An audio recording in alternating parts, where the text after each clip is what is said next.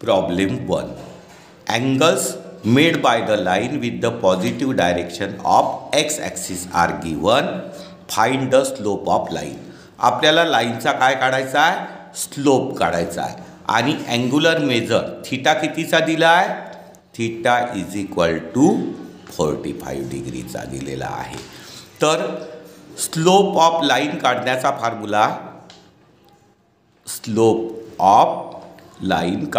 Formula angular measure दिलं असताना theta दिला असताना काय आहे? Tan theta. आता आपल्याला हा थीटा कितीचा दिला आहे? 45 डिग्री. म्हणजे काय लिहावं लागेल? टॅन 45. आता टॅन 45ची व्हॅल्यू काढायची आहे तर आपल्याला कोणता ट्रायंगल माहिती पाहिजे? 45 45 90चा. 45 45 90. आता 45 45 90च्या ट्रायंगलमध्ये राईट अँगल इन्क्लुडिंग साईड कशा असतात? इक्वल. तर त्या 1 1च्या घ्यायच्या आणि हायपोटेनियस √2चं घेतलं तर आपल्याला ट्रिग्नॉमेट्रीचे कोणतेही रेशो काढता येतात. तर 45चा टॅनचा रेशो काय होईल? अपोजिट अपॉन ॲडजेसंट म्हणजे 1/1 म्हणजे टॅन 45ची व्हॅल्यू किती होऊन जाईल? 1 होऊन जाईल. आता आपल्याला सेकंड प्रॉब्लेम सॉल्व करायचा आहे. सेकंड प्रॉब्लेममध्ये थीटा किती डिग्रीचा दिला आहे? 60 डिग्रीचा. मग अँग्युलर मेजर आपल्याला theta is equal to 60 degree दिलेला आहे. आणि काय काढायचं आहे? Slope of line. काय काढायचं आहे? Slope of line. तर याचा फॉर्म्युला काय आहे? स्लोप ऑफ लाईनचा टॅन थीटा. आणि आपल्याला थीटाची व्हॅल्यू किती दिली आहे? 60 दिली आहे. तर टॅन थीटाच्या जागेवर किती लिहावं लागेल? 60. आता टॅन 60ची व्हॅल्यू माहीत पाहिजे. तर याच्यासाठी आपल्याला 30 60 90चा ट्रायंगल लक्षात ठेवावं लागेल. 30 60 90. आता 30 60 90च्या ट्रायंगलमध्ये 30च्या अपोजिटची साईड हायपोटेनियसच्या हाफ असते. म्हणजे याला 2 घ्यायचं, याच्या हाफ म्हणजे 1. आणि 60च्या अपोजिटची जी साईड आहे हायपोटेनियसच्या √3/2 टाइम्स असते म्हणून इथे √3 घ्यायचं. आणि आता आपल्याला टॅन 60ची व्हॅल्यू काढायची आहे. 60 टॅनचं फॉर्म्युला काय? Opposite side upon adjacent. Opposite side upon adjacent. तर 60च्या अपोजिटची √3/1 म्हणजे √3 होऊन जाईल. √3. आता त्याच्यानंतर थर्ड प्रॉब्लेम आहे 90 डिग्री. तर angular measure theta is equal to आपल्याला दिलेला आहे 90 डिग्रीचा. आणि आपल्याला काय काढायचं आहे? Slope of line. Slope of line. तर अँग्युलर मेजर दिलं असताना फॉर्म्युला काय? स्लोप ऑफ लाईनचा टॅन थीटा. आणि टॅन थीटा आपल्याला 90चा दिला आहे म्हणजे टॅन 90 होऊन जाईल. आता इथे आपल्याला व्हॅल्यूज ठेवायचे आहे. आता बघा साइन 0ची व्हॅल्यू आहे 0. साइन 0 0. साइन 90ची व्हॅल्यू आहे 1. कॉस 0ची व्हॅल्यू आहे 1. आणि कॉस 90ची व्हॅल्यू आहे 0. आणि टॅन थीटाचा फॉर्म्युला आहे sine theta upon cos theta. तर साइन 90ची व्हॅल्यू आहे 1 sine theta upon cos theta. तर कॉस 90ची व्हॅल्यू आहे 0. तर आता याचा आन्सर 0नी डिवाइड करायचा आहे तर काय होईल? Not defined. Not. Problem 2. Find the slopes of the lines passing through the given point. आपल्याला ए आणि बी पॉईंट दिलेले आहे. या 2 पॉईंटमधनं पास होणाऱ्या लाईन ए बीचा आपल्याला स्लोप काढायचा आहे. तर कशाच्या फॉर्म्युल्यानी? स्लोप ऑफ लाईनच्या फॉर्म्युल्यानी सॉल्व करावं लागेल. तर स्लोप ऑफ लाईनचा फॉर्म्युला काय? Slope of line a b. आता स्लोप ऑफ लाईनचा फॉर्म्युला आहे y2 - y1 upon x2 - x1. आता आपल्याला ए आणि बी पॉईंट दिले आहे. यांचे जे कॉर्डिनेट आहे तर ए पॉईंटच्या कॉर्डिनेटला म्हणू आपण x1 y1. बी पॉईंटच्या कॉर्डिनेटला म्हणू x2 y2, म्हणजे x1ची व्हॅल्यू आपली होऊन जाईल 2, y1ची व्हॅल्यू होऊन जाईल 3, x2ची व्हॅल्यू होऊन जाईल 4 आणि y2ची व्हॅल्यू होऊन जाईल 7. आणि या व्हॅल्यूज आपल्याला फॉर्म्युल्यामध्ये पुटअप करावं लागेल. तर y2 किती आहे 7 मायनस y1 आहे 3 अपॉन x2 आहे 4 मायनस x1 आहे 2. आता याचं सबस्ट्रॅक्शन इथे सामोरच करून घेऊ. 7 मायनस 3 किती होऊन जाईल 4 अपॉन 4 मायनस 2 किती होईल 2. याला 2ने डिवाइड केलं तर 2 2 जा 4, म्हणजे स्लोप ऑफ द लाईन किती झाली लाईन AB 2.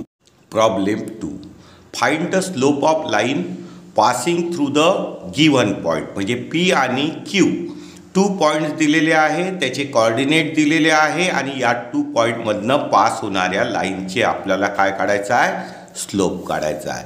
मग स्लोप ऑफ लाईनचा फॉर्म्युला काय स्लोप ऑफ लाईन कोणती होईल PQ आणि स्लोप ऑफ लाईनचा फॉर्म्युला आहे y2 minus y1 upon x2 minus x1. ठीक आहे. आणि इथे आपल्याला P आणि Qचे पॉईंट दिले आहे आणि त्याचे कॉर्डिनेट आहे. तर Pच्या पॉईंटच्या कॉर्डिनेटला आपण x1 y1 म्हणू आणि Q पॉईंटच्या कॉर्डिनेटला आपण x2 y2. म्हणजे आपल्यासाठी x1 किती होऊन जाईल -3, y1 किती होऊन जाईल 1, x2 किती होऊन जाईल 5 आणि y2 होऊन जाईल -2. आणि या व्हॅल्यूज आता आपल्याला फॉर्म्युल्यामध्ये ठेवावं लागेल. आता स्लोप ऑफ लाईनचा फॉर्म्युला आहे y2 minus y1 upon x2 minus x1.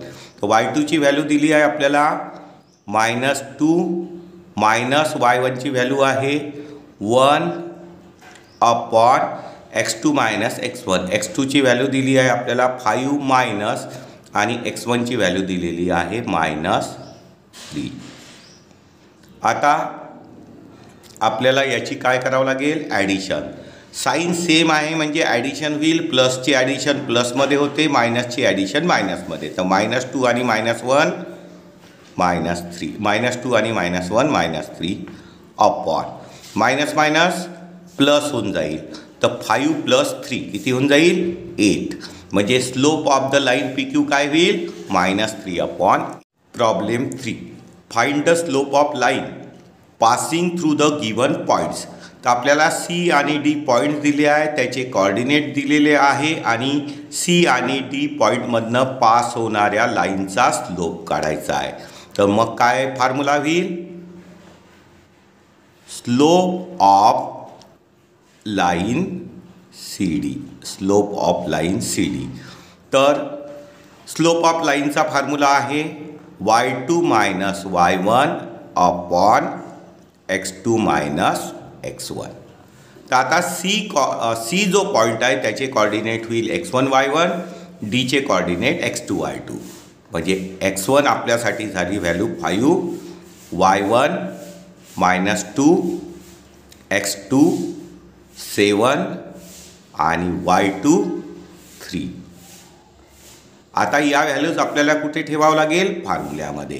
तर स्लोप ऑफ लाईनचा फॉर्म्युला काय y2 मायनस y1. तर y2 आपल्यासाठी आहे 3 आणि y1 आहे 3 मायनस आणि y1 आहे -2 अपॉन x2 आहे 7 मायनस x1 आहे 5 इज इक्वल टू. तर मायनस मायनस काय होईल प्लस. 3 + 2 5 आणि 7 मायनस 5 किती होऊन जाईल 2. म्हणजे स्लोप ऑफ लाईन CD किती आली आपली 5 upon. Problem 4, find the slope of line passing through given point. L आणि M पॉईंटमधनं पास होणाऱ्या लाईनचा आपल्याला काय काढायचं आहे स्लोप काढायचा आहे. तर मग काय होईल स्लोप ऑफ लाईनचा formula slope of line LM. Slope of लाईनचा फॉर्म्युला आहे y2 minus y1 upon x2 minus x1. आता आपल्याला यलचे कॉर्डिनेट दिले आहे आणि एमचे कॉर्डिनेट दिले आहे. तर यलच्या कॉर्डिनेटला आपण x1 y1 म्हणू, यमच्या कॉर्डिनेटला x2 y2. म्हणजे आपल्यासाठी x1ची व्हॅल्यू होऊन जाईल -2, y1ची व्हॅल्यू होऊन जाईल -3, x2ची व्हॅल्यू होऊन जाईल -6 आणि y2ची व्हॅल्यू होऊन जाईल -8. आणि आता आपल्याला या व्हॅल्यूज फॉर्म्युल्यामध्ये ठेवावं लागेल. y2 - y1, y2 किती आहे -8 y1 आहे -3 अपॉन x2 आहे -6 x1 आहे -2 ब्रॅकेटमध्ये लिहावं लागेल मायनस इज इक्वल टू. आता -8 +3 अपॉन -6 +2. आता याचा आपल्याला काय करावं लागेल सबस्ट्रॅक्शन. एक साईन प्लस आहे, एक साईन मायनस आहे. प्लस मायनस आहे तर सबस्ट्रॅक्शन आणि सबस्ट्रॅक्शनला ग्रेटर नंबरची साईन. तर 8 - 3 किती होऊन जाईल 5 आणि ग्रेटर नंबरची साईन म्हणजे मायनस अपॉन. इथे पण साईन चेंज आहे प्लस आणि मायनस म्हणजे सबस्ट्रॅक्शन होईल आणि सबस्ट्रॅक्शनला ग्रेटर नंबरची साईन. तो 6 - 2 4 होईल आणि ग्रेटर नंबरची साईन म्हणजे -4. आता मायनस मायनस जर कॅन्सल झाले तर याचा आन्सर काय होऊन जाईल 5/4. म्हणजे slope of line LM is equal to 5/. Problem 5. Find the slope of line passing through the given point. आपल्याला E आणि F पॉईंट दिले आहे आणि यामधनं पास होणाऱ्या लाईनचा स्लोप काढायचा आहे. तर मग स्लोप ऑफ लाईनचा फॉर्म्युला काय y2 - y1 upon x2 - x1. The slope of line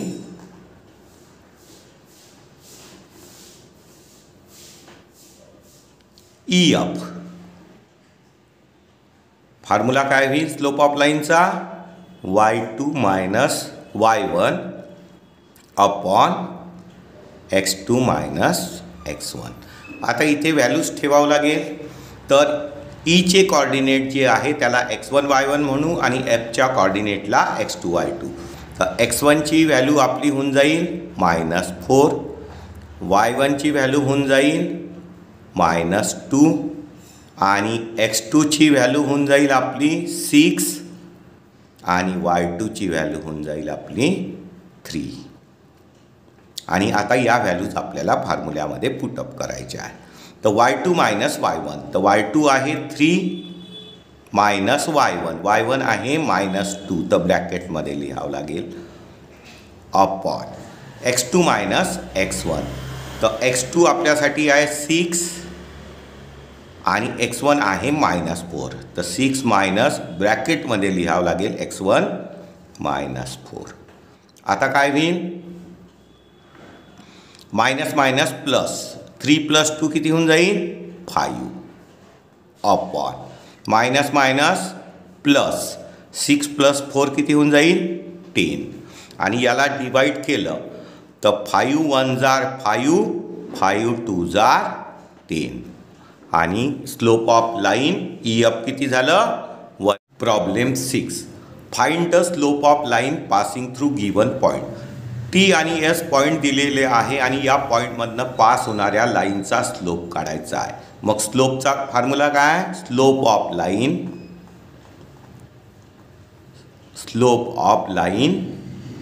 TS. तर स्लोप ऑफ लाईनचा फॉर्म्युला आहे y2 - y1 upon x2 - x1. आता Tच्या कॉर्डिनेटला आपण x1 y1 म्हणू आणि Sच्या कॉर्डिनेटला x2 y2. म्हणजे आपल्यासाठी x1ची व्हॅल्यू होऊन जाईल 0, y1ची व्हॅल्यू होऊन जाईल -3, x2ची व्हॅल्यू होऊन जाईल 0 आणि y2ची व्हॅल्यू होऊन जाईल 4. आता या व्हॅल्यूज कुठे ठेवावं लागेल स्लोप ऑफ लाईनच्या फॉर्म्युल्यामध्ये. तर स्लोप ऑफ लाईनचा फॉर्म्युला आहे y2 - y1 upon x2 - x1. तर y2 किती आहे 4 - y1 किती आहे -3 ब्रॅकेटमध्ये लिहावं लागेल upon x2 minus x1. x2 किती आहे 0 मायनस 0. मग इथे काय होईल minus minus plus minus minus plus 4 plus 3 upon 0 म्हणजे काय होईल 7 अपॉन 0. आता याचा आन्सर काय येईल नॉट डिफाईन्ड. नॉट तर 0नी भागितलं तर आन्सर किती येईल किती पण येईल इन्फानाईट. Not defined.